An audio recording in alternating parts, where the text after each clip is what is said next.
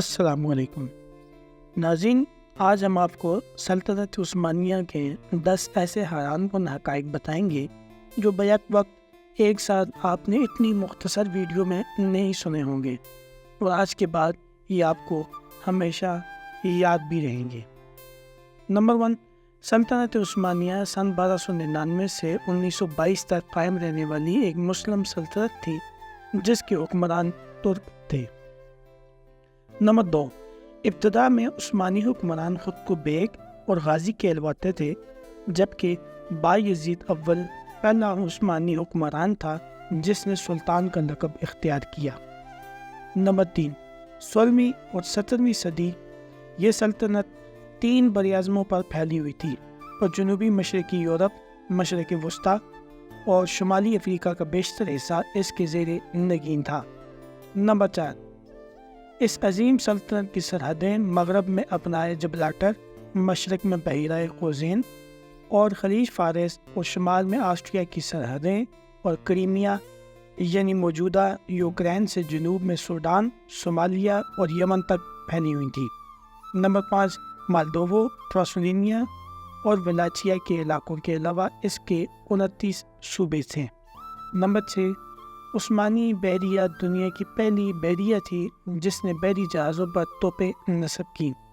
Number 7، عثمانیوں کے دوسرے سلطان اور خان اول کے دور میں پہلی بار فوج کو منظم شکل دی گئی جو ینیچری کہلائی۔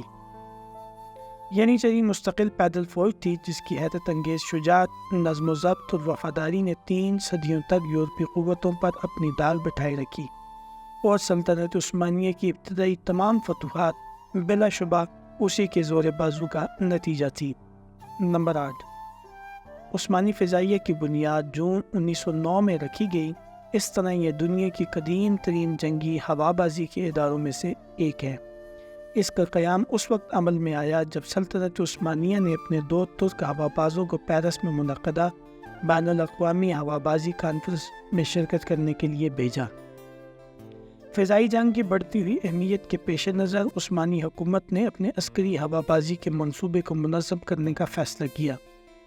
اس مقصد کے لیے 1910 کے آخر میں متعدد افسران کو تربیت کے لیے یورپ بھیجا گیا جنہوں نے وہاں جنگی ہوا بازی کی تربیت حاصل کی۔ قسطنطنیہ کے مفتی کا درجہ تمام قاضیوں سے بڑھ کر تھا اور اسے مفتی اعظم کہا جاتا تھا۔ سلطان محمد فاتح نے اسے شیخ الاسلام کا لقب بھی عطا کیا۔ تمام قوانین کا تعلق شیخ الاسلام سے تھا اور اس کی حیثیت عباسی دور کے قاضی و قضاء کی سی تھی۔ اس کا فیصلہ حتمی ہوتا تھا۔ شیخ الاسلام کا عہدہ وزارت عظمیٰ کے بعد سب سے بڑا عہدہ ہوتا تھا۔ نمبر 10، ترکی زبان عثمانی مملکت کی اہم ترین زبان تھی جو عربی اور فارسی کے زیر اثر تھی۔ عثمانیوں کے عدالتی و دفتری معاملات میں یہی زبان استعمال کی جاتی تھی۔